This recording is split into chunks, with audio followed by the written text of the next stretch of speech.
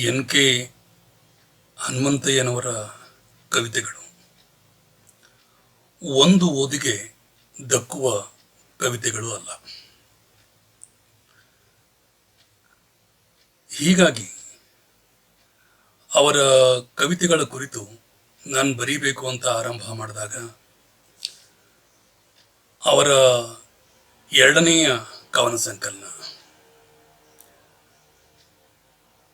ಚಿತ್ರದ ಬೆನ್ನು ನನಗೆ ಲಭ್ಯವಾಗಿತ್ತು.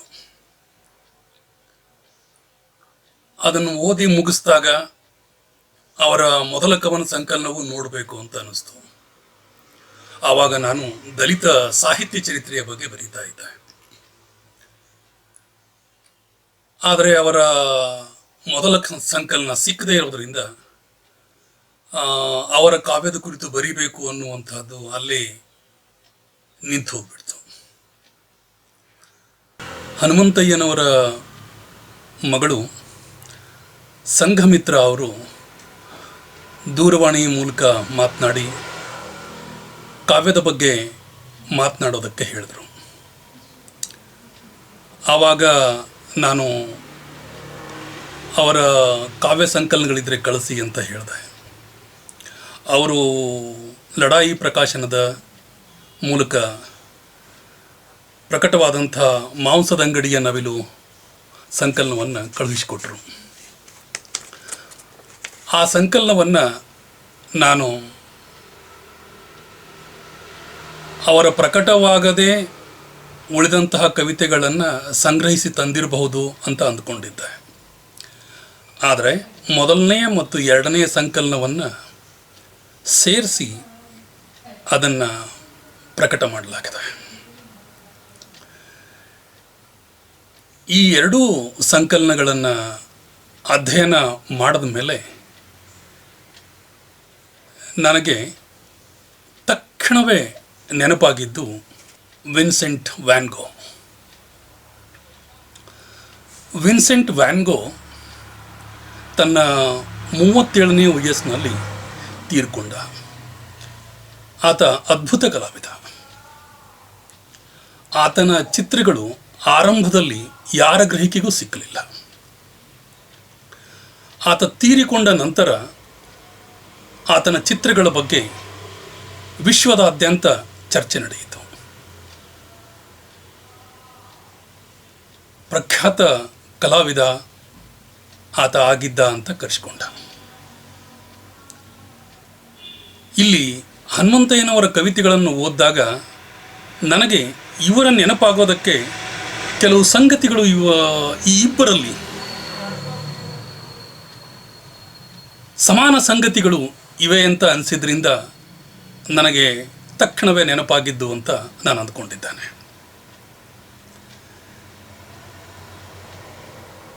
ನನಗೆ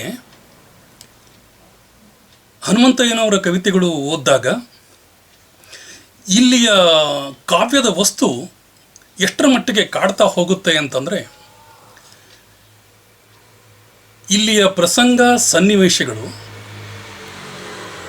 ಕವಿತೆಯಾಗುವುದಕ್ಕಿಂತ ಆತ್ಮಕಥೆಯಾಗಿದ್ದರೆ ಸಾಹಿತ್ಯದ ಕ್ಷೇತ್ರದಲ್ಲಿ ಒಂದು ದೊಡ್ಡ ಮೈಲುಗಲ್ಲನ್ನು ನಿರ್ಮಾಣ ಮಾಡಬಹುದಿತ್ತೇನೋ ಅಂತ ನನಗನ್ನಿಸಿತು. ಮತ್ತು ಅವು ಆತ್ಮಕಥೆಯಾಗಿ ಹೊರಬೀಳಬಲ್ಲ ಒಂದು ಗಟ್ಟಿ ವಸ್ತು ಅಂತ ನನಗನ್ನಿಸಿತು. ಹೀಗಾಗಿ ಯಾವುದು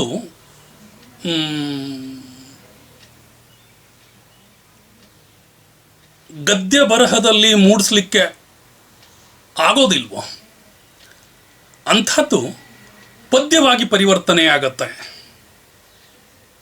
ಅನ್ನೋದು ಒಂದು ಸಾಮಾನ್ಯ ಗ್ರಹಿಕೆ. ಹಾಗೆ ಹನುಮಂತಯ್ಯನವರು ತಮ್ಮ ಅನುಭವಗಳನ್ನು ಇಡೀ ಕಿರಿದಾದ ಪ್ರತಿಮೆಗಳ ಮೂಲಕ ಕಾವ್ಯವಾಗಿಸಿ ನಮ್ಮ ಮುಂದೆ ಇಟ್ಟಿದ್ದಾರೆ ಅಂತ ಅನಿಸಿದೆ ನನಗೆ. ಇದರ ಜೊತೆಗೆ ಇವತ್ತಿನ ಸಂದರ್ಭದಲ್ಲಿ ಇರುವ ಹನುಮಂತಯ್ಯನವರು ಮತ್ತು ಇಲ್ಲದೇ ಇರುವ ಹನುಮಂತಯ್ಯನವರು,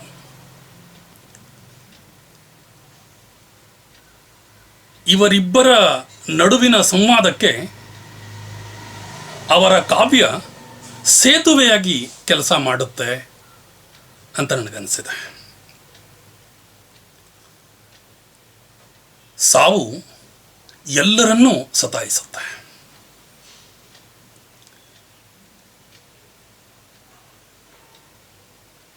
ನಾವು ಇದ್ದಾಗ ಮಾತನಾಡುವುದಕ್ಕಿಂತ ಇಲ್ಲದೇ ಇದ್ದಾಗ ಮಾತನಾಡುವುದು ಹೆಚ್ಚೇನೋ ಅಂತ ಅನಿಸುತ್ತೆ. ನನ್ನನ್ನು ಒಳಗೊಂಡಂತೆ ಹೇಳಿಕೊಳ್ಳುವಂಥ ಮಾತಿದು. ವ್ಯಾನ್ ಗೋನ ಚಿತ್ರಗಳೂ ಕೂಡ ಇಲ್ಲದೇ ಇದ್ದಾಗಲೇ ಚರ್ಚೆಗೆ ಒಳಗಾಗಿ ಖ್ಯಾತಿಯನ್ನು ಪಡೆದುಕೊಂಡವು.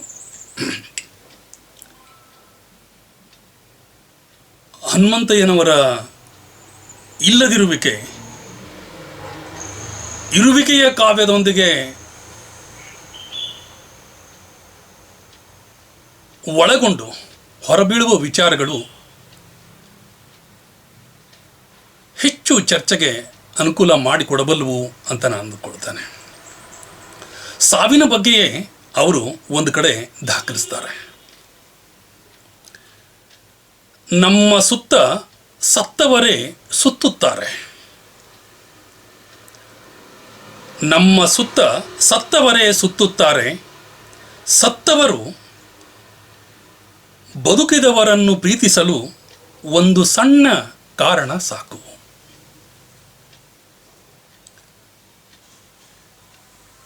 ಇಲ್ಲದೇ ಇರುವವರ ಬಗ್ಗೆ ಮಾತನಾಡುವುದಕ್ಕೆ ಬೇಕಾದಂತಹ ವಿಚಾರ ಹನುಮಂತಯ್ಯನವರು ಹೇಳುವ ಹಾಗೆಯೇ ಒಂದು ರೀತಿಯಲ್ಲಿ ವಿರೋಧಾಭಾಸದ ನಡೆಯ ಪರಿಭಾಷೆಯಲ್ಲಿ ಅದನ್ನು ಮುಂದಿಡ್ತಾರೆ. ಸತ್ತವರು ಬದುಕಿದವರನ್ನು ಪ್ರೀತಿಸಲು, ಸತ್ತವರು ಬದುಕಿದವರನ್ನು ಪ್ರೀತಿಸೋದಕ್ಕೆ ಸಾಧ್ಯ ಉಂಟೆ? ಇದ್ದವರು ಸತ್ತವರನ್ನು ಪ್ರೀತಿಸೋದು ಸಹಜ ಪ್ರಕ್ರಿಯೆ. ಆ ವಿರೋಧಾಭಾಸದ ನಡುವಿಗೆಯ ಕಾವ್ಯಾಭಿವ್ಯಕ್ತಿಯ ಗುಣ ಇದೆ ಅಲ್ವಾ? ಅದರೊಳಗೆ ಇಲ್ಲದವರನ್ನು ಜೀವಂತಗೊಳಿಸುವ, ಇದ್ದವರನ್ನು ಇಲ್ಲದ ಹಾಗೆಯೇ ಮುಂದಿಟ್ಟು ನೋಡುವ ಈ ಪ್ರಕ್ರಿಯೆ ಅವರ ಕಾವ್ಯದಲ್ಲಿ ಒಂದು ಸಾಮಾನ್ಯ ಸಂಗತಿಯಾಗಿ ಬರ್ತಾ ಹೋಗುತ್ತೆ. ಇದು ಒಂದೇ ವಿಚಾರದಲ್ಲಿ ಅಂತಲ್ಲ, ಈ ವಿರೋಧಾಭಾಸಗಳ ಪ್ರಕ್ರಿಯೆಯ ಚಲನೆ ಅವರ ಕಾವ್ಯದಲ್ಲಿ ಸರ್ವೇ ಸಾಮಾನ್ಯವಾಗಿದೆ. ಹುಟ್ಟಿನ ಬಗ್ಗೆಯೂ ಕೂಡ ಅವರು ಬರೆದಿದ್ದಾರೆ. ಆದರೆ ಆ ಹುಟ್ಟು ಅಥವಾ ಮರುಹುಟ್ಟು ಅನ್ನುವಂಥದ್ದು ಎಷ್ಟರ ಮಟ್ಟಿಗೆ ಕಾಡಿದೆ ಅಂತ ಪ್ರಶ್ನೆ ಮಾಡಿಕೊಂಡಾಗ ಮರುಹುಟ್ಟಿಗಿಂತ ಸಾವೇ ಹೆಚ್ಚು ಅವರ ಬೆಂಬಿದ್ದು ಕಾಡಿದೆ ಅಂತ ಅವರ ಕಾವ್ಯ ಓದಿದಾಗ ನಮಗೆ ಗೊತ್ತಾಗುತ್ತೆ. ಅವರ ತಂದೆಯ ಅಸಹಜ ಸಾವಿನ ಬಗ್ಗೆ ಹಲವಾರು ಕಡೆ ಪ್ರಸ್ತಾಪ ಬರುತ್ತೆ. ಈ ಸಾವಿನ ಸಂಗತಿ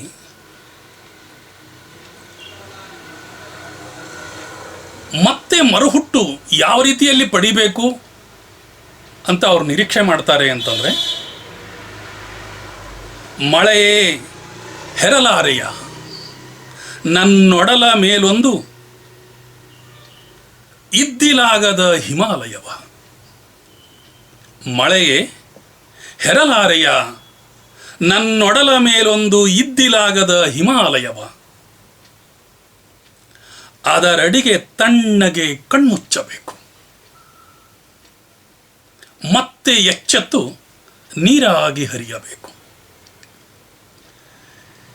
ಈ ಕಣ್ಮುಚ್ಚುವ ಮತ್ತು ಕಣ್ತೆರೆಯುವ, ಹುಟ್ಟು ಮತ್ತು ಸಾವು, ಇವೆರಡರ ನಡುವಿನ ಇರುವಿಕೆ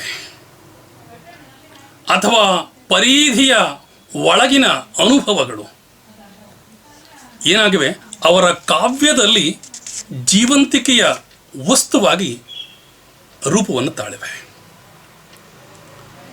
ಅವರ ಎರಡೂ ಸಂಕಲನ ಹಿಮದ ಹೆಜ್ಜೆ ಮತ್ತು ಚಿತ್ರದ ಬೆನ್ನು, ಈ ಎರಡೂ ಸಂಕಲನದ ಕವಿತೆಗಳು ಒಟ್ಟಾರೆಯಾಗಿ ಓದಿದಾಗ ನನಗನ್ನಿಸಿದ್ದು ಇಲ್ಲಿ 3 ಸ್ವರೂಪದ ಇರುವಿಕೆಯ ಕವನಗಳು ಗೋಚರವಾಗ್ತವೆ ಅಂತ ಅನಿಸಿದ್ದು. ಒಂದು ದೂರಾನ್ವಯ ಅರ್ಥದ ಕವನಗಳು ಅಥವಾ ಸಂಕೀರ್ಣ ಕವನಗಳು ಅಂತ ಕರೆದುಕೊಳ್ಳಬಹುದು. ಎರಡನೇದು ಅರ್ಥ ಸಾಮೀಪ್ಯವನ್ನು ಒಡಲಲ್ಲಿಯೇ ಇಟ್ಟುಕೊಂಡು ಬಂದಂತಹ ಕವನಗಳು. ಮೂರನೇದು ಅರ್ಥಕ್ಕೆ ದಕ್ಕದೆ ಜಾರಿ ಹೋಗುವ ಕವನಗಳು. ಹೀಗೆ ಒಂದು ಸಾಮಾನ್ಯ ಗ್ರಹಿಕೆಯ ಹಿನ್ನೆಲೆಯಲ್ಲಿ ಅವುಗಳನ್ನು ಅಧ್ಯಯನಕಾರ ನೋಡಬಹುದು ಅಂತ ಅನಿಸಿದೆ. ಇಲ್ಲಿ ಪುಟ್ಟ ಕವನಗಳು ಇವೆ, ದೀರ್ಘ ಕವನಗಳು ಇವೆ, ಮಧ್ಯಂತರ ಸ್ವರೂಪದ ಕವಿತೆಗಳು ಇವೆ. ಆದರೆ ಪುಟ್ಟ ಕವಿತೆಗಳು ಸುಣ್ಣದ ಗೋಡೆಯ ಮೇಲೆ ಬೆರಳಿಟ್ಟ ಹಾಗೆ ನಮ್ಮ ಎದೆಯಲ್ಲಿ ನಾಟು ಬಿಡ್ತಾವೆ ಮತ್ತು ಮನಸ್ಸಿನಲ್ಲಿ ಉಳ್ಕೊಂಡು ಬಿಡ್ತಾವೆ. ಇವು ಹೆಚ್ಚಾಗಿ ಪ್ರಸಂಗ ಸನ್ನಿವೇಶವನ್ನು ಒಳಗೊಂಡಂಥ ಕವಿತೆಗಳು. ದೀರ್ಘ ಕವನಗಳು ಹಾಗೆಯೇ ಬೆಳೆದುಕೊಂಡು ಹೋದಂಥವುಗಳೂ ಇವೆ ಮತ್ತು ಸಾಲು ಸಾಲು ಅರ್ಥದ ನಡೆಯಿಂದ, ಸಂವಾದದ ನಡೆಯಿಂದ ಹೆಚ್ಚು ಗಂಭೀರವಾದ ದೀರ್ಘ ಕವಿತೆಗಳು ಇವೆ. ಅದರಲ್ಲಿ ಅತ್ಯಂತ ಮಹತ್ವದ ಕವಿತೆಗಳು ಅಂತ ಅನಿಸಿದ್ದು ನನಗೆ 2, ರಕ್ತದ ಗಮಲು ಮತ್ತು ಆ ಒಂದು ಮಳೆಯ ಹನಿ. ಈ 2 ಕವನಗಳು ಬಹಳ ಮಹತ್ವದ ಕವಿತೆಗಳು ಅಂತ ನನಗನ್ನಿಸಿದೆ. ಈ 2 ಕವಿತೆಗಳನ್ನು ಹೊಸಗನ್ನಡ ಕಾವ್ಯ ಸಂದರ್ಭದಲ್ಲಿ ಯಾವುದೇ ಕವಿಯ ಕವಿತೆಗಳ ಜೊತೆಗಿಟ್ಟು ಸಂವಾದ ಮಾಡಿದಾಗಲೂ ಕೂಡ ಮೇರು ಸ್ಥಾನವನ್ನು ಪಡೆದುಕೊಳ್ಳುವ ಸಾಮರ್ಥ್ಯ ಈ ಕವಿತೆಗಳಿಗಿದೆ. ಮಧ್ಯಂತರ ಸ್ವರೂಪದ ಕವಿತೆಗಳು ಇವು ಓದುಗರನ್ನು ಬೆರಗು ಹುಟ್ಟಿಸ್ತವೆ. ಕವಿತೆಯ ಬಗ್ಗೆ ಸಂದಿಗ್ಧತೆಯ ಜೊತೆಗೆ ಓದಿಸಿಕೊಂಡರೂ ಕೂಡ ಅವು ಕವಿಯ ಬಗ್ಗೆ, ಕಾವ್ಯದ ಬಗ್ಗೆ ವೈಭವವನ್ನು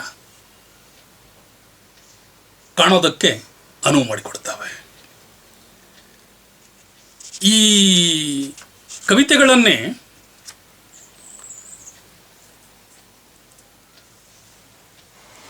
ನಾಲ್ಕು ನೆಲೆಯಲ್ಲಿ ವಿಶ್ಲೇಷಣೆ ಮಾಡೋದಕ್ಕೆ ಸಾಧ್ಯ ಇದೆ ಅಥವಾ ಅವುಗಳನ್ನು ಚರ್ಚೆಗೆ ಎತ್ತಿಕೊಳ್ಳೋದಕ್ಕೆ ಸಾಧ್ಯ ಇದೆ. ಇವರ ಹೆಚ್ಚಿನ ಕವಿತೆಗಳು ಸ್ವಕೀಯ ಪರಿಭಾಷೆಯಿಂದಲೇ ಆರಂಭವಾಗ್ತವೆ ಮತ್ತು ಸ್ವಕೀಯ ಪರಿಭಾಷೆಯಿಂದಲೇ ಅಂತರ್ಧಾನವಾಗ್ತವೆ. ಇದು ಒಂದು ಮಾರ್ಗದ ಕವಿತೆಯ ಸ್ವರೂಪ. ಆದರೆ ಇನ್ನೊಂದು ಮಾರ್ಗದ ಕವಿತೆಯ ಸ್ವರೂಪ ಸ್ವಕೀಯತೆಯಿಂದ ಆರಂಭವಾಗಿ ಸಮಾಜಮುಖಿಯಾಗಿ, ಚಳುವಳಿಮುಖಿಯಾಗಿ ತಿರುಗಿಕೊಂಡು ನಿಲ್ತವೆ. ಮೂರನೆಯ ಮಾರ್ಗದ ಕವಿತೆಗಳು ಸ್ವಕೀಯತೆಯಿಂದ ಸ್ವವಿಮರ್ಶೆಗೆ ಒಡ್ಡಿಕೊಳ್ಳುವ ಕವನಗಳು ಹೆಚ್ಚು ಚರ್ಚಾಸ್ಪದ ಅಂತ ಅನಿಸುತ್ತೆ. ಇವು ಕೇವಲ ವ್ಯಕ್ತಿನಿಷ್ಠ ಸ್ವವಿಮರ್ಶೆ ಆಗದೆ ಸಮಾಜದ ಸ್ವವಿಮರ್ಶೆಯ ಸ್ವರೂಪಕ್ಕೂ ಅನುವು ಮಾಡಿ ಕೊಡುವಂಥವುಗಳು. ಅವುಗಳಲ್ಲಿ ತಳ, ಗಡಿಯಾರವಾಗುವವನು ಇಂಥ ಕವಿತೆಗಳನ್ನು ಹೆಸರಿಸಬಹುದು. ಸ್ವಕೀಯತೆಯ ಸ್ವರೂಪದಲ್ಲಿಯೇ ಅಂತರ್ಧಾನವಾಗುವ ಕವಿತೆಗಳಲ್ಲಿ ಯೋಗಿಯ ಕಣ್ಣಲ್ಲಿ ಚಿಗುರುವ ಏಣಿ, ನಿಂತ ರಾತ್ರಿ ಇಂಥ ಕವಿತೆಗಳನ್ನು ಪರಿಶೀಲಿಸಬಹುದು. ಆಮೇಲೆ ಈ ಮೂರರ ಹೊರತಾಗಿಯೂ ಬಹಳ ವಿಶಿಷ್ಟವಾದ ಕವಿತಾ ಮಾರ್ಗ ಮತ್ತೊಂದಿದೆ. ಅದು ನಿಸ್ವಾರ್ಥ ಜೀವ ಕವಿತೆಗಳು ಅಂತ ನಾನು ಕರೆಯೋದಕ್ಕೆ ಇಷ್ಟಪಡ್ತೇನೆ. ಇವು ಯಾವುದೇ ಸಂದರ್ಭ ಸನ್ನಿವೇಶವನ್ನು ಇಟ್ಟು ಚರ್ಚಿಸದೆ ನಿರ್ಭಯಲ ಸ್ವರೂಪದ ಚಿಂತನಾ ಕ್ರಮದಿಂದ ಹೊರಬೀಳುವಂತಹ ಕವಿತೆಗಳು ಇವು. ಬಹಳ ಉತ್ಕೃಷ್ಟವಾದ ಕವಿತೆಗಳು ಇವು. ಅಷ್ಟೇ ಅಲ್ಲದೆ ನಿರ್ದಿಷ್ಟವಾದ ಅರ್ಥಕ್ಕೆ ಕಟ್ಟಿ ಹಾಕೋದಕ್ಕೆ ಸಾಧ್ಯ ಆಗದೇ ಇರುವಂಥವುಗಳು. ನೆರೆಗೂದಲ ಉಯ್ಯಾಲೆ, ಏಡಿ, ಮಿಂಚುಹುಳ ಮತ್ತು ನಾನು, ಮೋಡದ ಹಕ್ಕಿ ಇಂಥ ಕವಿತೆಗಳು ಈ ಪರಿಭಾಷೆಯಲ್ಲಿ ನೋಡೋದಕ್ಕೆ ಸಾಧ್ಯ ಇದೆ ಅಂತ ನನಗನ್ಸಿತು. ಇವು ಅಮೂರ್ತ ಸ್ವರೂಪದ ಕವಿತೆಗಳು ಮತ್ತು ಅಮೂರ್ತ ಸ್ವರೂಪದ ನೆಲೆಯಲ್ಲಿಯೇ ಮುಕ್ತಾಯವಾಗುವಂಥವುಗಳು. ಎನ್ ಕೆ ಹನುಮಂತಯ್ಯನವರ ಕಾವ್ಯದ ಪ್ರತಿಮೆಗಳು, ಪ್ರತೀಕಗಳು ಕವಿತೆಗಳಲ್ಲಿ ಇಡೀ ಕಿರಿದಾಗಿ ಬರ್ತಾ ಹೋಗ್ತವೆ. ಎಷ್ಟರ ಮಟ್ಟಿಗೆ ಅಲ್ಲಿಯ ಪ್ರತಿಮೆಗಳು ಸಾಲು ಸಾಲಾಗಿ ನಿಂತ್ಕೊಂಡು ಬಿಡ್ತಾವೆ ಅಂತಂದರೆ ನಮಗೆ ಬೆರಳಿಡೋದಕ್ಕೂ ಜಾಗವಿಲ್ಲವೇನೋ ಅನ್ನುವ ಹಾಗೆ ಪ್ರತಿಮೆಗಳ ಸರಮಾಲೆ ಸೃಷ್ಟಿಯಾಗ್ಬಿಡುತ್ತೆ. ಈ ಪ್ರತಿಮೆಗಳ ಸರಮಾಲೆಯೇ ಕವಿಯ ಬಗ್ಗೆಯೂ ಮತ್ತು ಕವಿತೆಯ ಬಗ್ಗೆಯೂ ಬೆರಗು ವೈಭವವನ್ನು ಹುಟ್ಟಿಸೋದಕ್ಕೆ ಕಾರಣವಾಗ್ತವೆ ಮತ್ತು ಕವಿತೆಯ ಸಾಲುಗಳು ಎದೆಯಾಳದಲ್ಲಿ ಹೆಪ್ಪುಗಟ್ಟಿ ನಿಂತ್ಕೊಂಡು ಬಿಡ್ತವೆ. ಇವರ ಈ ಸ್ವರೂಪದ ಕವಿತೆಗಳು ಇದ್ದಾಗಲೂ ಕೂಡ ಕವನದ ವಸ್ತು ಮತ್ತು ಆಶಯ ಪ್ರತಿಮಾ ಸರಮಾಲೆಯ ಓಘದಲ್ಲಿ ಕವನದ ಕೇಂದ್ರ ವಸ್ತುವಿನ ಹರಿವು ಮತ್ತು ಆಶಯ ಮರೆಸಿ ಬಿಡುವಂತಹ ಸಾಧ್ಯತೆಗಳೇ ಹೆಚ್ಚು ಅಂತ ಅನಿಸಿದೆ. ಕೆಲವು ಬಾರಿ ಇವುಗಳ ದುಂದು ವೆಚ್ಚ ಆಯ್ತೇನೋ ಅಂತ ಅನಿಸುವ ಸಂದರ್ಭಗಳು ಇಲ್ಲದಿಲ್ಲ. ನವ್ಯಕಾವ್ಯ ಆಧುನಿಕತೆಯ ಸ್ಪರ್ಶದಿಂದ ಒಂಟಿತನ, ನೋವು, ಸಂಕಟ, ಹಳಹಳಿಕೆ ಇಂಥವುಗಳನ್ನು ಅನುಭವಿಸುವ ರೀತಿ ಅಲ್ಲಿ ಬಂದರೆ ಅಂಥದ್ದೇ ಸ್ವರೂಪ ಇಲ್ಲಿದೆ ಅನ್ನೋದು ಗುರುತಿಸ್ಲಿಕ್ಕೆ ಸಾಧ್ಯ ಆಗುತ್ತೆ. ಆದರೆ ನವ್ಯದ ಕವಿತೆಗಳ ಹುಟ್ಟುವಿಕೆಗೆ ಇರುವ ಕಾರಣಗಳು ದಲಿತ ಕಾವ್ಯದ ಈ ಸ್ವರೂಪದ ಇರುವಿಕೆಗೆ ಹುಟ್ಟುವ ಕಾರಣಗಳು ಬೇರೆ ಬೇರೆ ಆಗಿವೆ. ಇಲ್ಲಿಯ ಸಂಕಟ, ನೋವು, ಒಂಟಿತನ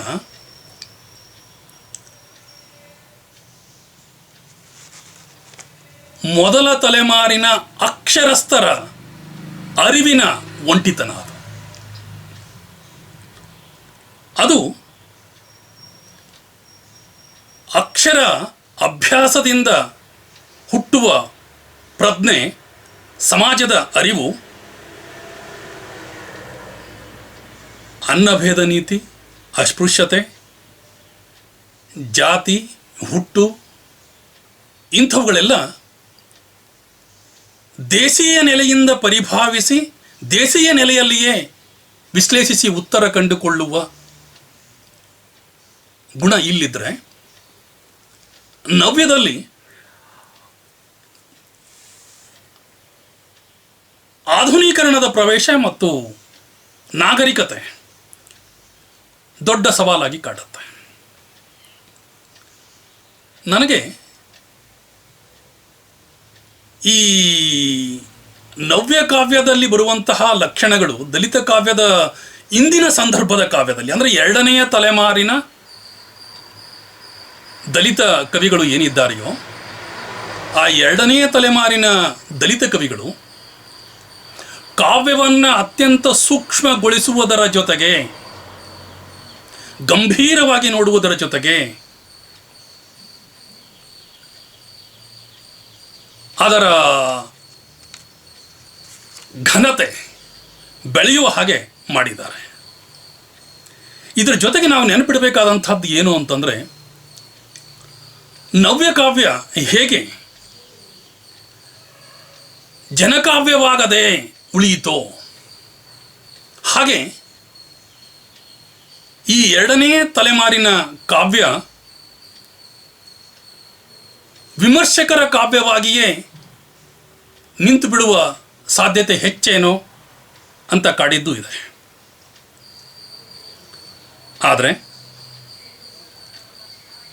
ಈ ಹಿನ್ನೆಲೆಯನ್ನು ಒಳಗೊಂಡಂತೆ ನಾವು ಹನುಮಂತಯ್ಯನವರ ಕಾವ್ಯವನ್ನು ನೋಡಿದಾಗ ನೋವಿನಿಂದ ಒಡೆದು ಚೆಲ್ಲಾಪಿಲ್ಲೆಯಾದ ಜರ್ಜರಿತವಾದ ಶಿಥಿಲ ಕಾವ್ಯ ಅಂತ ನನಗನ್ಸಿದೆ.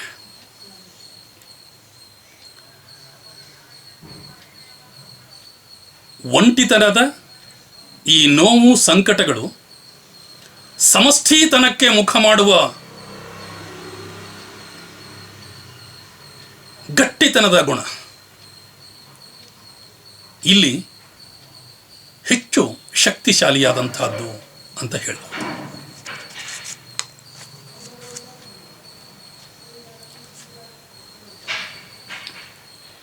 ಎನ್ ಕೆ ಅವರ ಕಾವ್ಯಕ್ಕೆ ಕೌಟುಂಬಿಕ ವಸ್ತುವೇ ಜೀವಧಾತುವಾಗಿ ಕೆಲಸವನ್ನು ಮಾಡಿದೆ. ಕವಿತೆ ಸ್ವಕೀಯತೆಯಿಂದ ಕೂಡಿದ್ರೂ ಕೂಡ ಸಮಾಜಮುಖಿಯಾಗಿ, ಸಂಸ್ಕೃತಿಮುಖಿಯಾಗಿ ಭಿನ್ನ ಆಯಾಮಗಳನ್ನು ಪಡೆದುಕೊಂಡು ಬಿಟ್ಟು ಚಲನೆ ಆಗೋದಕ್ಕೆ ಮುಖ್ಯ ಕಾರಣ ಕುಟುಂಬದ ಪರಿಧಿಯೊಳಗಿನ ಇರುವಿಕೆಗಳು ಅಂತ ಪರಿಪರಿಯಾಗಿ ಕವಿ ಹೇಳೋದಕ್ಕೆ ಪ್ರಯತ್ನಿಸಿದ್ದಾರೆ ಅಂತ ಅನಿಸುತ್ತೆ. ಇದರ ಜೊತೆಗೆ ಅನುಭವ ಮತ್ತು ಅಭಿವ್ಯಕ್ತಿಯ ವಿಧಾನ ಏನಿದೆಯೋ ಇದು ಓದುಗರನ್ನು ಲೋಹಚುಂಬಕದ ಹಾಗೆ ಸೆಳೆಯುವ ಸಾಮರ್ಥ್ಯವನ್ನು ಹೊಂದಿದೆ. ಬೀಜವನ್ನು ಬಿತ್ತಲು ಫಲವತ್ತಾದ ನೆಲವನ್ನು ಹುಡುಕುವ ಪ್ರಕ್ರಿಯೆ ಕಾವ್ಯದಲ್ಲಿ ಅಲ್ಲಲ್ಲಿ ಒಡಮೂಡಿ ಬರುತ್ತೆ. ಆದರೆ ಈ ಹುಡುಕಾಟಕ್ಕಿಂತ ನೇರವಾಗಿ ಅದು ದಾಖಲು ಮಾಡೋದು ಬುದ್ಧನೂರಿನ ಸಿದ್ಧ ದಾರಿಯನ್ನು. ಈ ಬುದ್ಧನೂರಿನ ಸಿದ್ಧ ದಾರಿಗೆ ವಾಚ್ಯವಾಗಿ ಬಂದು ನಿಂತರೂ ಕೂಡ ಬೀಜವನ್ನು ಬಿತ್ತೋದಕ್ಕೆ ಹುಡುಕುವ ಫಲವತ್ತಾದ ನೆಲ ಏನಿದೆಯೋ ಆ ಹುಡುಕಾಟ ನಿರಂತರವಾದದ್ದು, ಅದು ಪೂರ್ಣ ವಿರಾಮ ಇಲ್ಲಂಥದ್ದು ಅನ್ನುವಂಥದ್ದು ಕೂಡ ನಮ್ಮ ಗಮನಕ್ಕೆ ಬರುತ್ತೆ.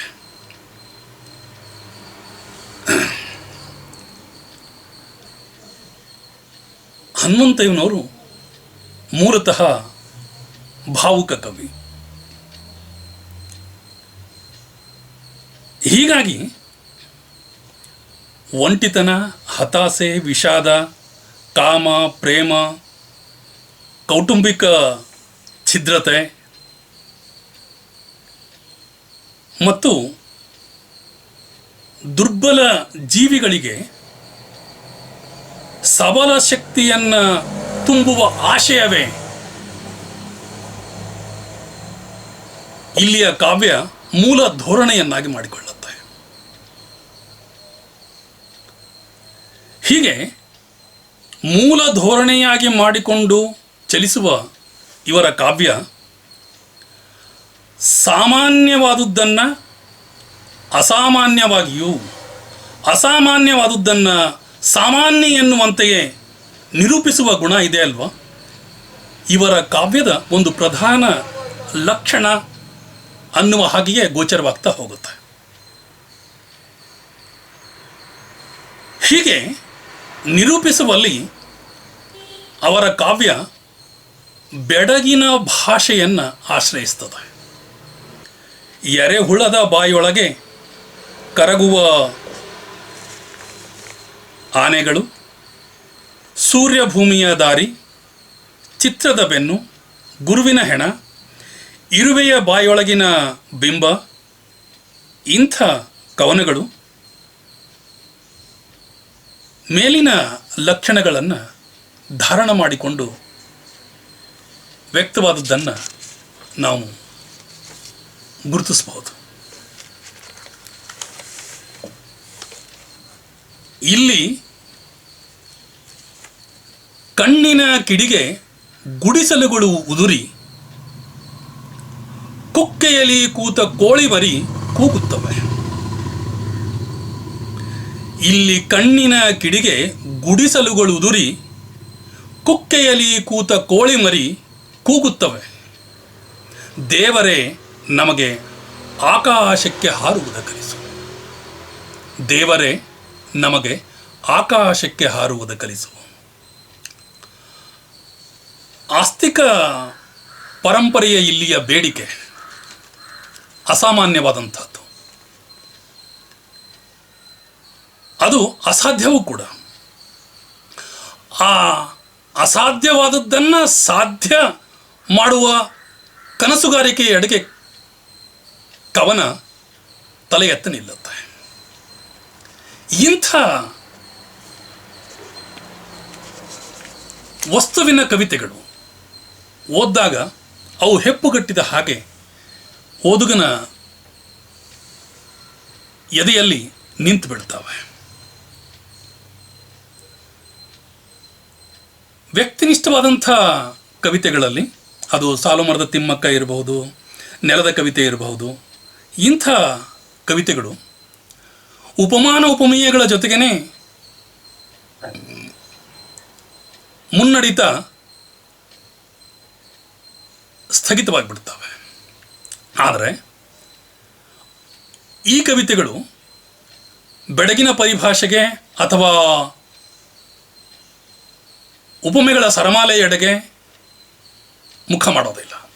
ಒಂದು ವಿಶೇಷತೆ ಅಂತ ಅನಿಸುತ್ತೆ. ಅಲ್ಲಿಯ ಕವಿತೆಗಳಿಗೂ ಈ ಕವಿತೆಗಳಿಗೂ ವ್ಯತ್ಯಾಸ ಯಾಕೆ ಹೀಗಾಗತ್ತೆ ಅಂತ ಗುರುತಿಸಿಕೊಳ್ಳುವ ಅಧ್ಯಯನಕಾರರಿಗೆ ಒಂದು ವಸ್ತು ಅಂತ ಅದನ್ನು ನಾನು ಅಂದ್ಕೊಳ್ತೇನೆ. ಆದರೆ ನೇರ ಸಮಾಜಮುಖಿಯಾದಂಥ ಕವಿತೆಗಳು ಬೆಳಗಿನ ಪರಿಭಾಷೆಯಿಂದ ಅತೀತವಾಗಿಯೇ ನಿಂತುಕೊಳ್ತವೆ.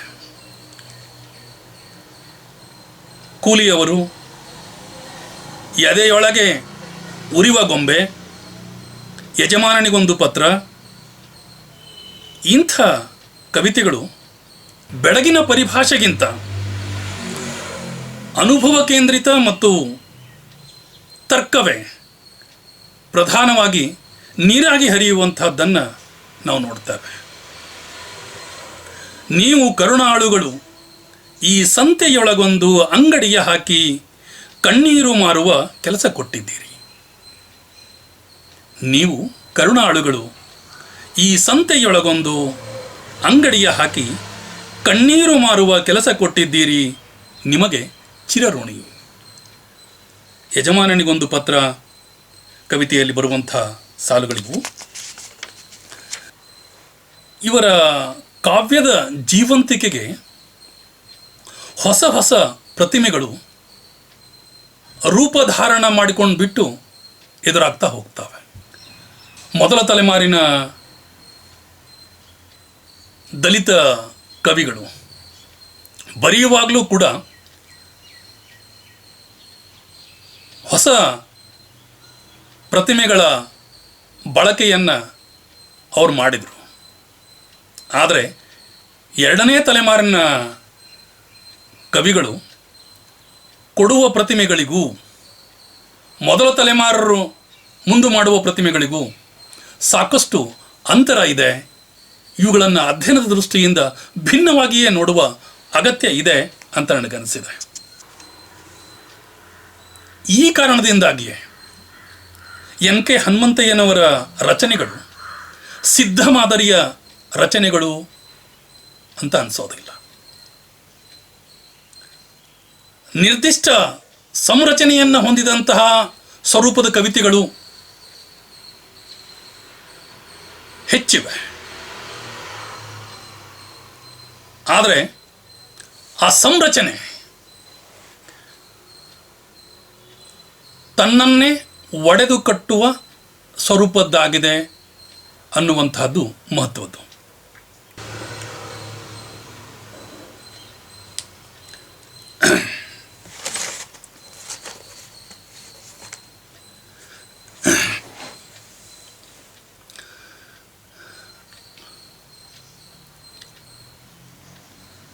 ಎನ್ ಕೆ ಹನುಮಂತಯ್ಯನವರ ಕವಿತೆಗಳು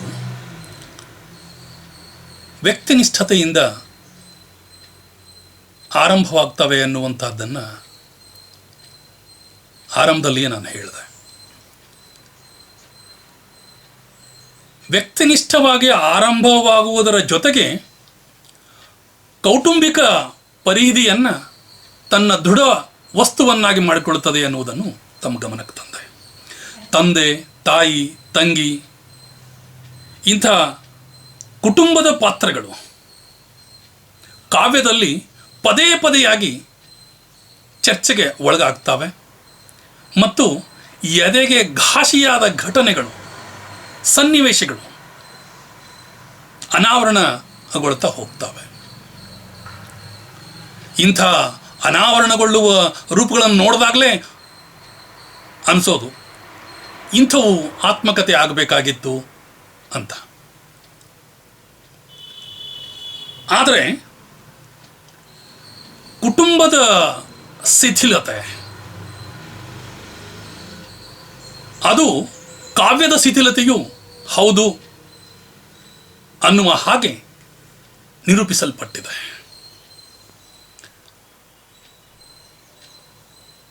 ಕೆಲವು ಅವರ ಕವಿತೆಯ ಭಿನ್ನ ಕವಿತೆಗಳ ಸಾಲುಗಳನ್ನು ನಾನಿಲ್ಲಿ ಹೇಳೋದಕ್ಕೆ ಬಯಸ್ತೇನೆ. ತೊಳೆದು ಊರೊಳಗ್ಯಾರೋ ಕೊಟ್ಟ ಮೈಲಿಗೆಯ ಸೀರೆಯನ್ನು ಹೊಚ್ಚಿದಳು. ತೊಳೆದು ಊರೊಳಗ್ಯಾರೋ ಕೊಟ್ಟ ಮೈಲಿಗೆಯ ಸೀರೆಯನ್ನು ಹೊಚ್ಚಿದ್ದಳು. ಹೊಡೆದರವ್ವ ನನಗೆ ಬಡೆದರವ್ವ, ಹರಿದ ಚೆಡ್ಡಿಯೊಳಗಿಣಕಿ ಇಂಡಿಯಾ ಇಂಡಿಯಾ ಎಂದರವ್ವ. ಅವ್ವ ಮತ್ತು ಸೀರೆ ಅನ್ನುವ ಕವಿತೆಯ ಸಾಲುಗಳು. ಹೊಸ ಸುದ್ದಿ ತಂದಿರುವೆ ಅನ್ನುವಂಥ ಕವಿತೆಯಲ್ಲಿ ಬರುವಂತಹ ಸಾಲುಗಳಿಗೂ, ಎಂಥ ನಾತವೇ ತಾಯಿ ನಿನ್ನ ರಕುತ, ಎಂಥ ನಾತವೇ ತಾಯಿ ನಿನ್ನ ರಕುತ, ಓಡಿ ಹೋದವು ನಾಯಿ ಮೈಯ ನೆಕ್ಕುತ. ದಿನ ಮಾಳಿಗೆಯೊಳಗೆ ಉಂಡ ಊರಿನ ಉಸಿರು, ಆಚೆಗಟ್ಟಿತು ನನ್ನ ಕೇಳಿ ಹೆಸರು. ದಿನ ಮಾಳಿಗೆಯೊಳಗೆ ಉಂಡ ಊರಿನ ಉಸಿರು, ಆಚೆಗಟ್ಟಿತು ನನ್ನ ಕೇಳಿ ಹೆಸರು. ಸವೆದ ಜೋಳಿಗೆಗೆ ಮೈಯ ಚರ್ಮದ ತೇಪೆ, ಕೂಗಿದೆನು ಕಾಳಿಗೆ ಕಣಜಗಳ ಕಣಿವೆಯಲ್ಲಿ ಒಂಟಿಯಾಗಿ, ಕಣಜಗಳ ಕಣಿವೆಯಲ್ಲಿ ಒಂಟಿಯಾಗಿ.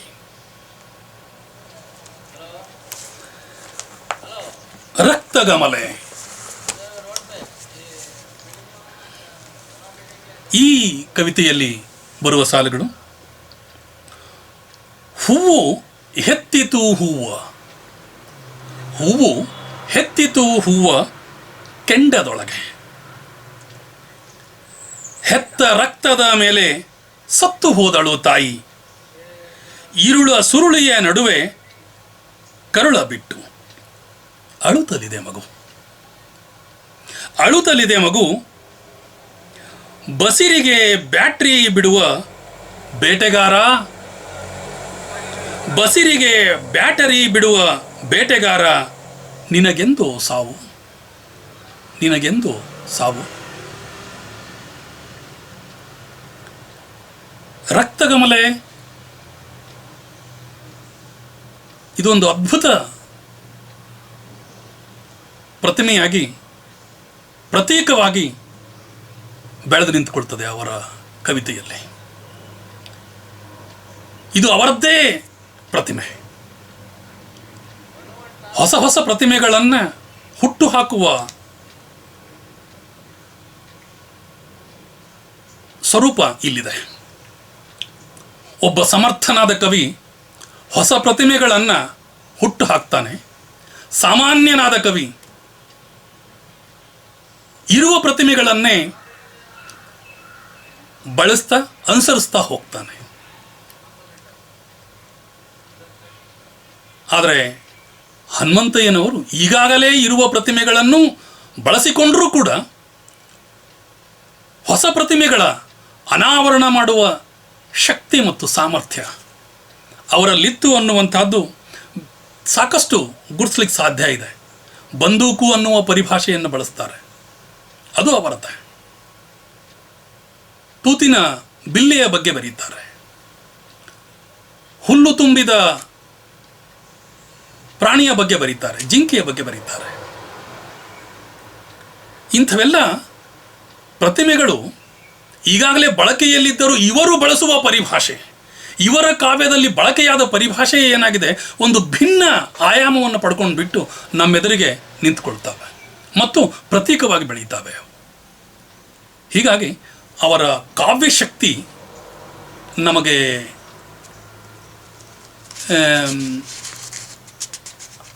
ಅಗಾಧವಾದಂಥದ್ದು ಅಂತ ಅನಿಸುತ್ತೆ. ಅಪ್ಪ ಅನ್ನುವ ಕವಿತೆಯ ಸಾಲುಗಳು: ಯಜಮಾನರ ಗದ್ದೆಯೊಳಗೆ ಗೊಬ್ಬರವಾದವನು, ಎಕ್ಕಡದೊಳಗೆ ಬುದ್ಧನ ಹಾಗೆ ಕೂತು ಅವರಿವರಿತ್ತ ತುತ್ತು ತಿಂದವನು, ಎಕ್ಕಡದೊಳಗೆ ಬುದ್ಧನ ಹಾಗೆ ಕೂತು ಅವರಿವರಿತ್ತ ತುತ್ತು ತಿಂದವನು, ಅವ್ವನ ಸೆರಗಲಿ ಮೀಸೆಗಳ ಹುಡುಕಿ ಬನಕೆ ಹಿಟ್ಟಿನ ಕೋಲಿನಲ್ಲೇ ಹೊಡೆದೊಡೆದು ಅತ್ತವನು, ಈರುಳ ಉರುಳಿಗೆ ಸಿರವನಿಟ್ಟು ಸತ್ತವನು, ಈರುಳ ಉರುಳಿಗೆ ಸಿರವನಿಟ್ಟು ಸತ್ತವನು.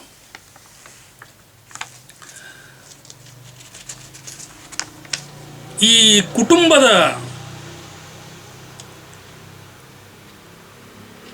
ಸನ್ನಿವೇಶಗಳು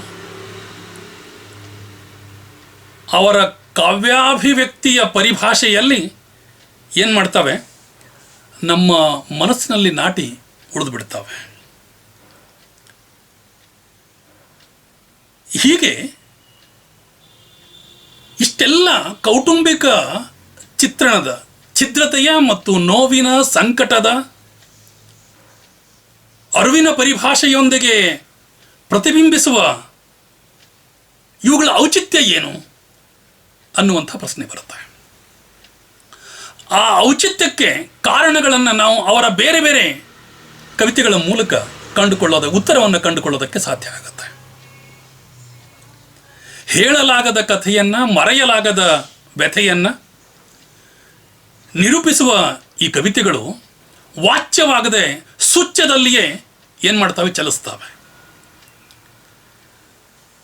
ಮತ್ತು ಮುಂದಿನ ಕವಿತೆಗೆ ಮುನ್ನೋಟಕ್ಕೆ ದಾರಿ ಅನ್ನುವ ಹಾಗೆ ನಿಂತ್ಕೊಳ್ತವೆ.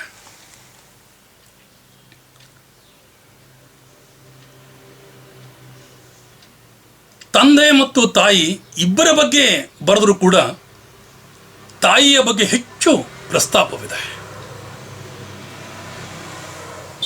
ಆದರೆ ತಂದೆಯ ಕುರಿತು ಬರೆದ ಸಾಲುಗಳು ಓದುಗರ ಮನಸ್ಸಿಗೂ ಮತ್ತು ಕವಿಯ ಮನಸ್ಸಿಗೂ ನಾಟಿ ಘಾಸಿಯನ್ನ ಮಾಡುತ್ತವೆ ಮತ್ತು ಹೆಚ್ಚು ಪರಿಣಾಮಕಾರಿಯಾಗಿ ಅವು ವ್ಯಕ್ತವಾಗಿವೆ.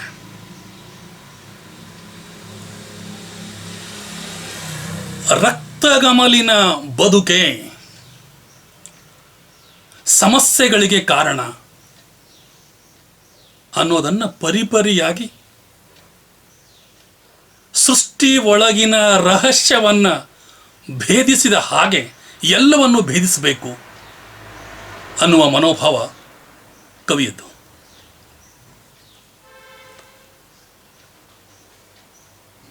ಹೀಗೆ ರಕ್ತಗಮಲಿನ ಮೇಲೆ ಆರೋಪ ಮಾಡುವ ಕವಿ ಆ ರಕ್ತಗಮಲಿನ ಪ್ರತೀಕವನ್ನ ಭೂತಾಕಾರವಾಗಿ ಕಾಡುವಂತೆ ಬೆಳೆಸಿಬಿಡ್ತಾರೆ. ಒಂದು ಪ್ರತಿಮೆ ಪದೇ ಪದೇಯಾಗಿ ಬಳಸುವುದರಿಂದ ಅದು ಪ್ರತೀಕವಾಗಿ ರೂಪಧಾರಣ ಮಾಡುತ್ತೆ. ಅವರ ಕಾವ್ಯದಲ್ಲಿ ಹಾಗೆ ಅದು ರೂಪಧಾರಣ ಮಾಡಿದೆ. ಮತ್ತು ಸಾಮಾಜಿಕ ಆರ್ಥಿಕ ಎಲ್ಲ ತೊಡಕುಗಳು ಇಲ್ಲೇ ಹುದುಗಿವೆ ಅನ್ನುವಂಥದ್ದನ್ನು ಅವರು ಸೂಚಿಸ್ತಾರೆ ಮತ್ತು ಮನವರಿಕೆ ಮಾಡಿಕೊಡೋದಕ್ಕೆ ಪ್ರಯತ್ನ ಪಡ್ತಾರೆ. ಹೀಗಾಗಿಯೇ ಅದು ಏನಾಗ್ಬಿಡ್ತದೆ, ಕೆಂಡದುಂಡೆಯ ಸ್ವರೂಪವನ್ನು ಪ್ರತಿಬಿಂಬಿಸ್ತದೆ. ಇದು ನನ್ನೊಬ್ಬನ ಮನೆಯ ಕಥೆಯಲ್ಲ, ಇದು ಕೇರಿಗಳ ಕಥೆಯಾಗಿದೆ, ಊರ ಕೇರಿಗಳ ಕಥೆಯಾಗಿದೆ, ದೇಶಕೇರಿಗಳ ಕಥೆಯಾಗಿದೆ ಅನ್ನುವ ಪರಿಭಾಷೆಯ ಗ್ರಹಿತ ಮಾತುಗಳಿವೆ. ಎಷ್ಟೊಂದು ಕಥೆಗಳಿವು. ಅವ್ವ ಜಾರುವ ಸೆರಗಿಗೆ ಕೊರಗಿ ಅಪ್ಪ ನೇಣಿನಲ್ಲಿ ಸತ್ತದ್ದು. ಎಷ್ಟೊಂದು ಕಥೆಗಳಿವು. ಅವ್ವನ ಜಾರುವ ಸೆರಗಿಗೆ ಕೊರಗಿ ಅಪ್ಪ ನೇಣಿನಲ್ಲಿ ಸತ್ತದ್ದು. ಬ್ರಾಹ್ಮಣ ಕೇರಿಯಲ್ಲಿ ನಾಯಿ ಬಾಡು ಕಚ್ಚಿ ದೌಡಾಯಿಸಿದಂತೆ ಅಪ್ಪನ ಹೆಣವ ತೋಡು ಚಾಪೆಗೆ ಸುತ್ತಿ ಸ್ಥಳದಿಂದ ಸ್ಥಳಕ್ಕೆ ಹಿಡಿದದ್ದು. ಅಪ್ಪನ ಹೆಣವ ತೋಡು ಚಾಪೆಗೆ ಸುತ್ತಿ ಸ್ಥಳದಿಂದ ಸ್ಥಳಕ್ಕೆ ಹಿಡಿದದ್ದು. ಅಂದರೆ ಇಂಥ ಕಥಾನಕಗಳು ರಾಶಿಯಾಗಿವೆ ಅಂತ ಹೇಳ್ತಾ ಇನ್ನೊಂದು ಕವಿತೆಯಲ್ಲಿ ಈ ಕಥೆಯೊಳಗೆ ಅನ್ನುವ ಕವಿತೆಯ ಸಾಲುಗಳು ನಾವು ಆಗಲೇ ಓದಿದ್ದು. ಆದರೆ ನನ್ನ ಗೂಡಲಿ ಅನ್ನುವಂಥ ಕವಿತೆಯಲ್ಲಿ ಕಂಡ ಮನೆಯೆಲ್ಲ ಕಾದಂಬರಿಗಳಾಗಲು, ಕಂಡ ಮನೆಯೆಲ್ಲ ಕಾದಂಬರಿಗಳಾಗಿರಲು ಕಾರಾಂತ ಭೈರಪ್ಪರೆಂದು ನಾನು ಏಕೆ ಕೊರಗಲಿ?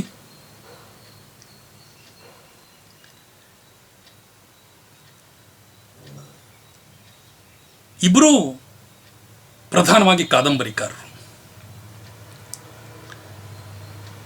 ಇವರ ಕಥಾನಕಗಳಿಗೆ ಮಿಗಿಲಾದ ಕಥಾನಕಗಳು ನಮ್ಮ ಕೇರಿಗಳಲ್ಲಿವೆ ಅನ್ನುವ ಧ್ವನಿ ಇದೆ. ಅದರ ಜೊತೆಗೇನೆ ಅವರು ರಾಮಾಯಣ ಭಾರತಗಳೆಲ್ಲ ನನ್ನ ಕೇರಿಯಲ್ಲಿ ನಡೀತಾ ಇರಬೇಕಾಗಿದ್ದರೆ ನಾನು ಇವುಗಳನ್ನು ಯಾಕೆ ಓದಬೇಕು ಅನ್ನುವ ಧ್ವನಿ ಆ ಕವಿತೆಯಲ್ಲಿ ಅವರು ಹುದುಗಿಸ್ತಾರೆ. ಪರೋಕ್ಷವಾಗಿ ನಿರಾಕರಿಸುವ, ಪ್ರತಿ ಸಂಸ್ಕೃತಿಯನ್ನು ಕಟ್ಟಬೇಕಾದ ಮತ್ತು ಕಟ್ಟಿಕೊಳ್ಳಬೇಕಾದ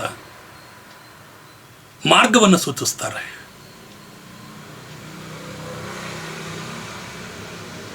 ಮರಾಠಿ ಕಾವ್ಯದಲ್ಲಿ ಈ ಸ್ವರೂಪದ ನಡೆ ಹೆಚ್ಚು ಬರ್ತಾ ಹೋಗುತ್ತೆ.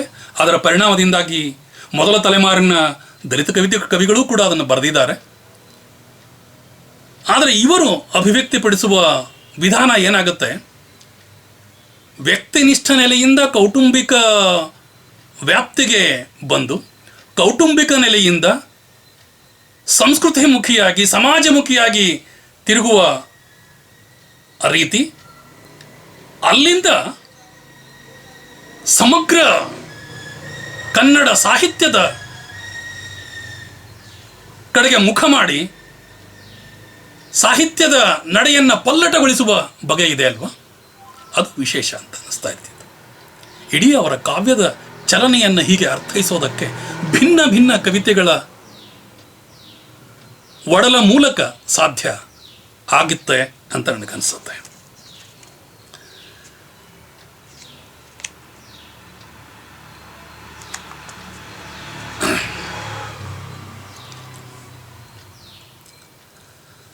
ಹತ್ತೊಂಬತ್ತನೇ ಶತಮಾನದ ಅಂತ್ಯ ಹಾಗೂ 20ನೇ ಶತಮಾನದ ಆರಂಭದ ಅವಧಿಯಲ್ಲಿ ದಲಿತ ಚಳವಳಿ ಮಹತ್ವದ ಬದಲಾವಣೆಗಳನ್ನು ಕಂಡಿತು. ಹನುಮಂತಯ್ಯನವರು ಇದೇ ಅವಧಿಯಲ್ಲಿ ಕವಿತೆಯನ್ನು ಬರೆಯುವುದಕ್ಕೆ ಆರಂಭ ಮಾಡಿದವರು. 70ರ ದಶಕದಲ್ಲಿ ದಲಿತ ಚಳವಳಿ ಆರಂಭವಾಗಿದ್ದರೂ ಕೂಡ ಒಂದು ಕವಿತಾ ಕಾವ್ಯಧಾರೆ ಅಲ್ಲಿಂದ ಇಲ್ಲಿವರೆಗೆ ಹರಿದುಕೊಂಡು ಬರ್ತಾ ಇದ್ರು. ನನಗನ್ಸೋದು ಒಂದು ಮಹತ್ವದ ಬದಲಾವಣೆಯ ತಿರುವು ಈ ಅವಧಿಯಲ್ಲಿದೆ.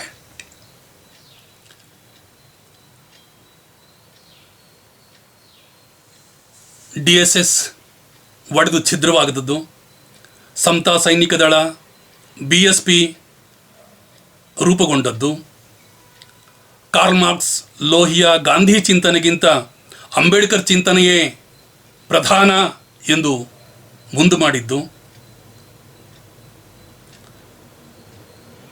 ನಮಗೆ ರಾಜಕೀಯ ಅಧಿಕಾರವೇ ಮುಖ್ಯ ಅಂತ ಪ್ರತಿಪಾದನೆ ಮಾಡಿದ್ದು, ಇಂಥವೆಲ್ಲ ಬದಲಾವಣೆಗಳು ವೈಚಾರಿಕ ಬದಲಾವಣೆಗಳು. ಅದು ಸಮಾಜದ ಚಿಂತನೆಯ ಮುಖವಾಣಿಯಾಗಿ ಸಂಘಟನೆಗಳ ಮೂಲಕ ಹೊರಬಂದದ್ದು. ಅದೇ ರೀತಿಯಲ್ಲಿ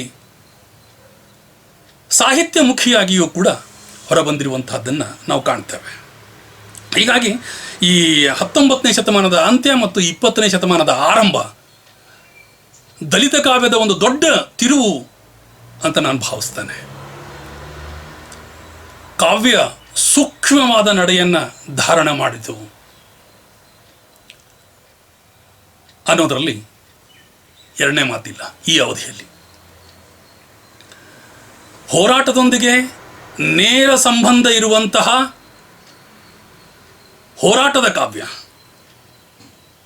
ಬಂದದ್ದು ಒಂದು ಮಾರ್ಗ. ಆದರೆ ಹೋರಾಟದ ಜೊತೆಗೆ ನಿಕಟ ಸಂಬಂಧವನ್ನು ಇಟ್ಟುಕೊಂಡಂತಹ ಕವಿಗಳ ಚಿಂತನಾ ಕಾವ್ಯ ಇನ್ನೊಂದು ಮಾರ್ಗವಾಗಿ, ಇನ್ನೊಂದು ಮುಖವಾಗಿ ಬೆಳೆದಿರುವಂಥದ್ದು ಕಂಡು ಬರುತ್ತೆ.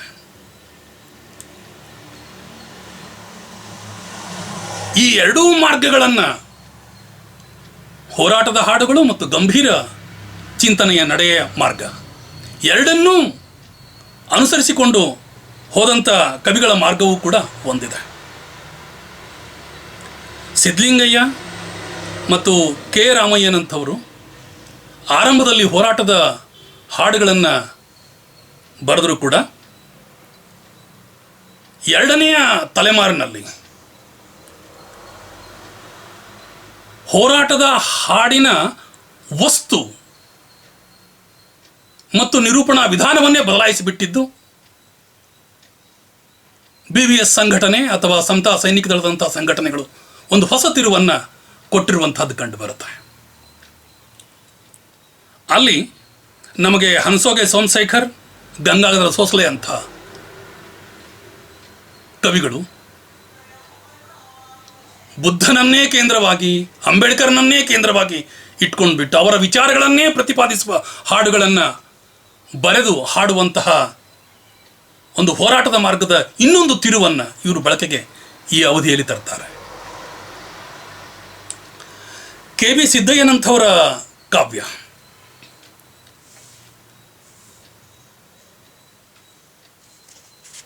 ಒಂದು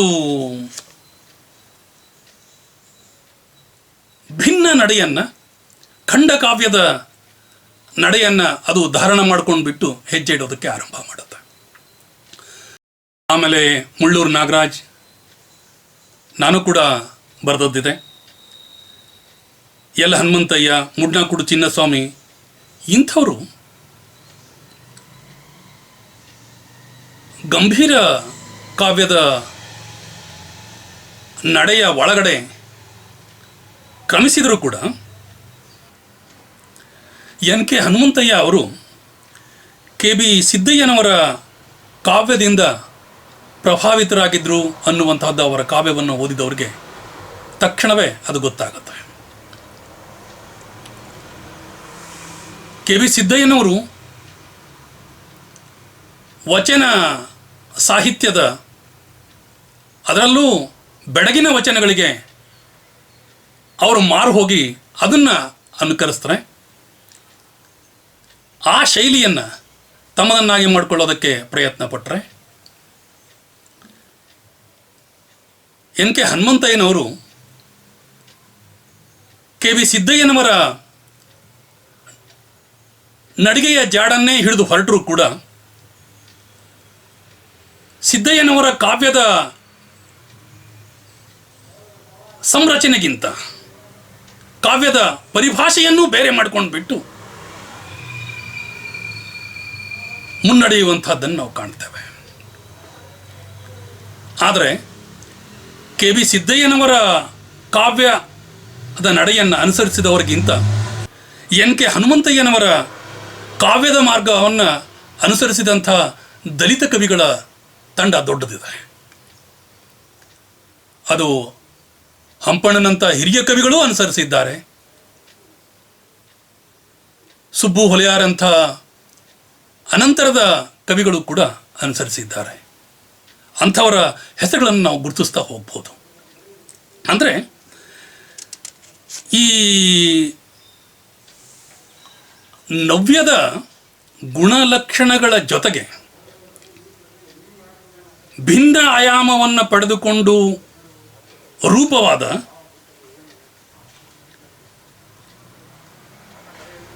ದಲಿತ ಇರುವಿಕೆಯ ಎರಡನೆಯ ತಲೆಮಾರಿನ ಕಾವ್ಯ ಒಂದು ರೀತಿಯಲ್ಲಿ ಜರ್ಜರಿತ ಕಾವ್ಯದ, ಶಿಥಿಲ ಕಾವ್ಯದ ಮಾರ್ಗ, ಗಂಭೀರ ಕಾವ್ಯದ ಒಂದು ಹೊಸ ತಿರುವು ಅದು ಅಂತ ನಾನು ಅಂದ್ಕೊಳ್ತೇನೆ. ಈ ಎರಡನೆಯ ತಲೆಮಾರಿನ ಕಾವ್ಯದಲ್ಲಿ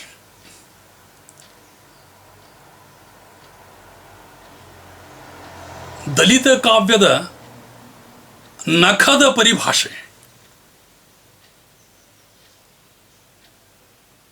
ತನ್ನ ಇರುವಿಕೆಯನ್ನು ಕಳೆದುಕೊಂಡು ಬಿಟ್ಟು ಹೃದಯ ಸ್ಪರ್ಶದ, ಹಸ್ತಸ್ಪರ್ಶದ ಪರಿಭಾಷೆಯನ್ನು ರೂಪಿಸಿಕೊಂಡಿದ್ದು ಬಹಳ ವಿಶೇಷವಾದಂಥದ್ದು ಅಂತ ಹೇಳೋದಕ್ಕೆ ಬಯಸ್ತಾನೆ.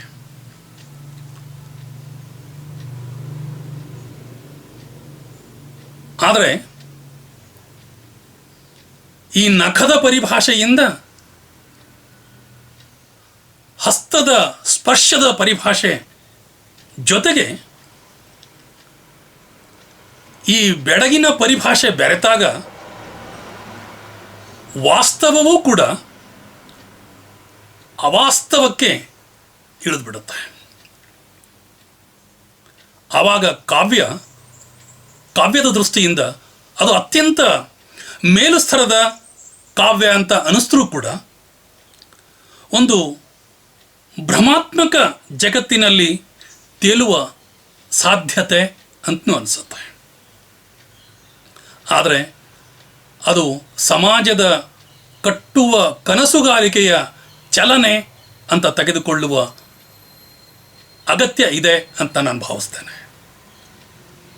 ಹೀಗಾಗಿ ಹನುಮಂತಯ್ಯನವರ ಕಾವ್ಯ ಒಗಟಿನ ಪರಿಭಾಷೆಯಲ್ಲಿ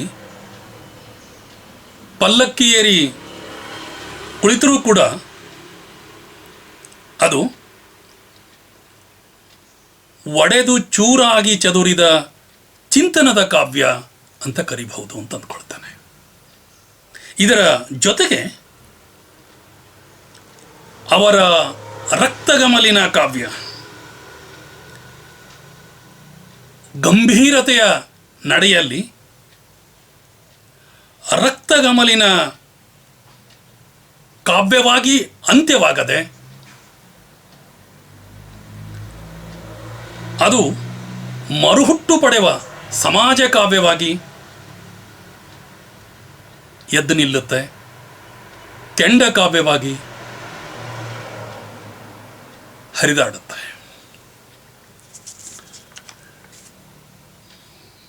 ಇವರ ಕಾವ್ಯದ ಕುರಿತು